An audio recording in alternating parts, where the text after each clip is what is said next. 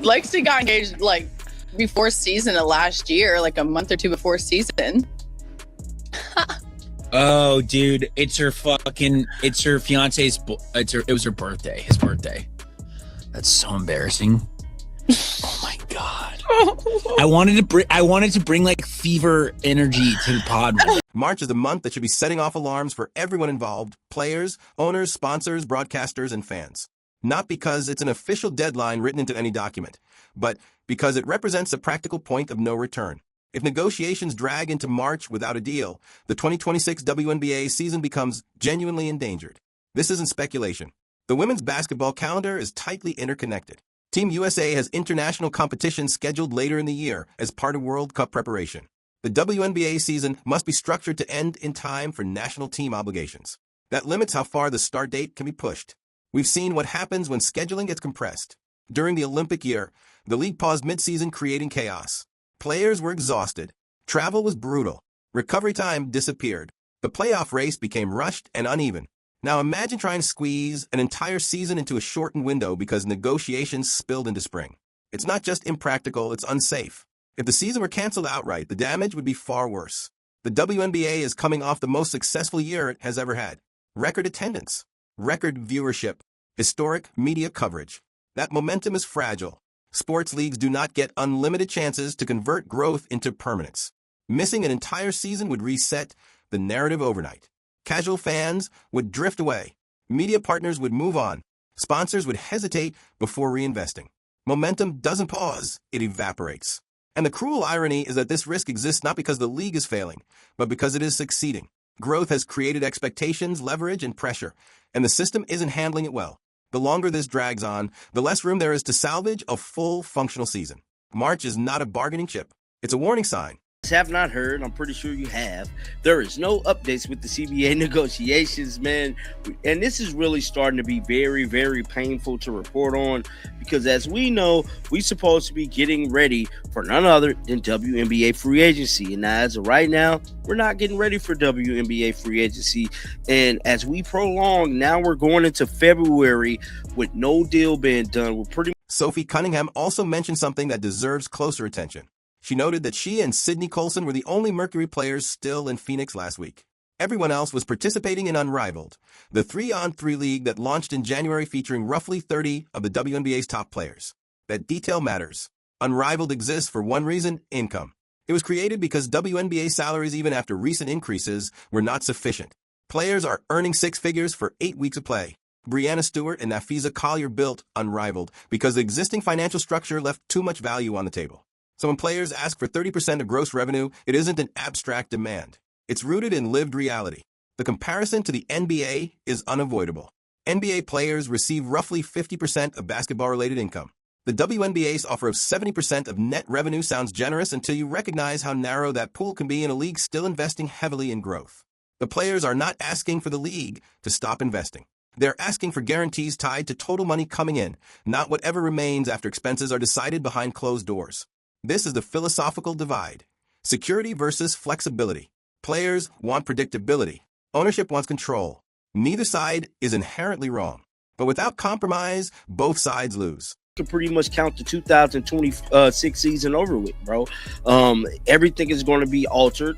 Don't forget, Team USA got their basketball game scheduled in September, so the season is already going to be coming to an end, just like it did with the Olympics. It is just going to be an ugly, ugly stretch to get these ladies ready for the 2026 season, and us Caitlin Clark fans should be hella mad because we've been waiting. That was Sophie Cunningham, Phoenix Mercury guard and an official representative of the WNBA Players Association, saying the word no one involved in this league ever wants to hear: lockout. Not as a hypothetical, not as a warning. She stated plainly that this is the direction things are heading. And when a player who sits at the bargaining table uses that language in early February, it tells you just how severely the situation has deteriorated. This is supposed to be the heart of free agency. Front offices should be active. Roster moves should already be shaping the upcoming season. Expansion teams like the Portland Fire and Toronto Tempo were expected to complete their expansion drafts weeks ago. Instead, the league is frozen. No movement. No clarity. No agreement. Just silence and a calendar that keeps moving closer to March. Sophie didn't mince words. She called the entire situation dumb multiple times. And while that might sound blunt, it may actually be the most restrained description available. What's happening right now is not strategic brinkmanship or calculated patience. It's dysfunction. Collective bargaining negotiations are not supposed to stall this completely. Even contentious talks typically involve counteroffers, timelines, or at least public signals that progress is being made. Here, there's none of that. The league and the Players Association appear stuck in place, and neither side seems willing or able to meaningfully engage. What makes this more alarming is the timing. February is not early in the calendar when it comes to preparing a professional season. Training camps, preseason logistics, international scheduling, marketing campaigns, all of that requires certainty. Sponsors need timelines. Broadcasters need programming schedules. Teams need clarity to make personnel decisions. Instead, everyone is operating in limbo. When a league representative openly discusses a lockout before Valentine's Day, it suggests the breakdown isn't theoretical. It's operational. And once that line is crossed publicly, walking it back becomes exponentially harder. At this point, the concern isn't just about money. It's about competence, about whether both sides fully grasp how fragile momentum can be, especially for a league coming off the most successful season in its history. Because once the word lockout enters a conversation this early, it stops being a pressure tactic and starts becoming a real possibility. Everyone's doing Unrivaled. That and like our CBA is so dumb right now that like it's heading towards the lockout. So no progress. No. Like just nothing. Honestly, nothing. We get like weekly emails from the PA side of things, and it's just so dumb. Yeah. Dumb. Okay, but I will be up there next week for some stuff, and so I think I think that would be really fun. I'm excited to hang out. We need to do like more than this. And then there's Caitlin Clark, the most consequential figure in the WNBA's modern history. Her rookie season in 2024 transformed the league's visibility. Television ratings exploded. Arenas sold out nationwide. National sports media treated the WNBA as a daily topic, not a niche story. Nike is preparing to release her signature shoe. She is the face of women's basketball right now, and she hasn't played a game since July. Fans have been waiting 8 months to see her return. If a lockout occurs, that wait could extend into 2027.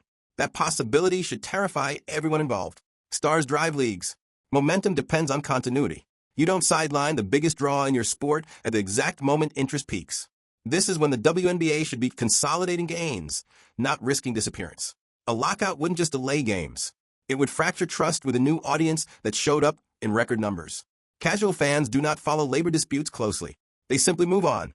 The tragedy is that this crisis is entirely avoidable. The league finally has what it spent decades chasing: relevance, visibility, and growth. Losing a season now would be self-inflicted damage on a historic scale. This is not just about money anymore. It's about stewardship and whether both sides understand the moment they're standing in. Sophie Cunningham's most recent WNBA CBA update is not what fans want to hear. You guys heard that. It is not what fans want to hear, but this is the reality of the damn situation we're dealing with the current WNBA. It said with every passing day, there becomes more and more urgency for the WNBA league office and its players association to come to terms on a new collective bargaining agreement. While the 2026 WNBA... To understand why negotiations have reached this point, you have to look at where the talks actually broke down. The WNBA and the Women's National Basketball Players Association have been negotiating since last year, but the impasse they've hit is not about small details or marginal differences. It's a fundamental disagreement over how revenue should be defined and shared. The players submitted their latest formal proposal around Christmas. They asked for approximately 30% of gross league revenue, paired with a salary cap in the range of $10.5 million per team. The league's most recent counterproposal, delivered earlier in December, offered something very different: roughly 70% of net revenue. That distinction, gross versus net, is not technical. It is the entire dispute. Gross revenue refers to all money coming into the league before expenses are deducted: media deals, ticket sales, sponsorships, merchandise, licensing. Net revenue, on the other hand, is what remains after operating costs, marketing spend, infrastructure investment, and administrative expenses are subtracted. Those two numbers can be worlds apart. From the player's perspective, tying compensation to net revenue places control entirely in the league's hands. Ownership decides how much to spend, which directly affects what qualifies as net. From a league's perspective, committing to gross revenue sharing introduces risk, especially for a business still investing heavily in growth and expansion. The problem is that this disagreement hasn't evolved. The league has not responded to the players' Christmas proposal, And it's now February. No revised offer. No public framework. No indication that negotiations are advancing. That silence is what makes the situation dangerous. In collective bargaining, delays signal leverage battles. Extended silence signals breakdown. And that's where things appear to be heading. Neither side is backing down, and neither side seems willing to even reframe the discussion. This is not about unwillingness to compromise on numbers. It's about incompatible financial philosophies. One side wants guaranteed participation in total revenue growth. The other wants flexibility to manage expenses and long-term investment without being locked into fixed percentages. Until that philosophical gap is addressed, no amount of public messaging or pressure campaigns will resolve it.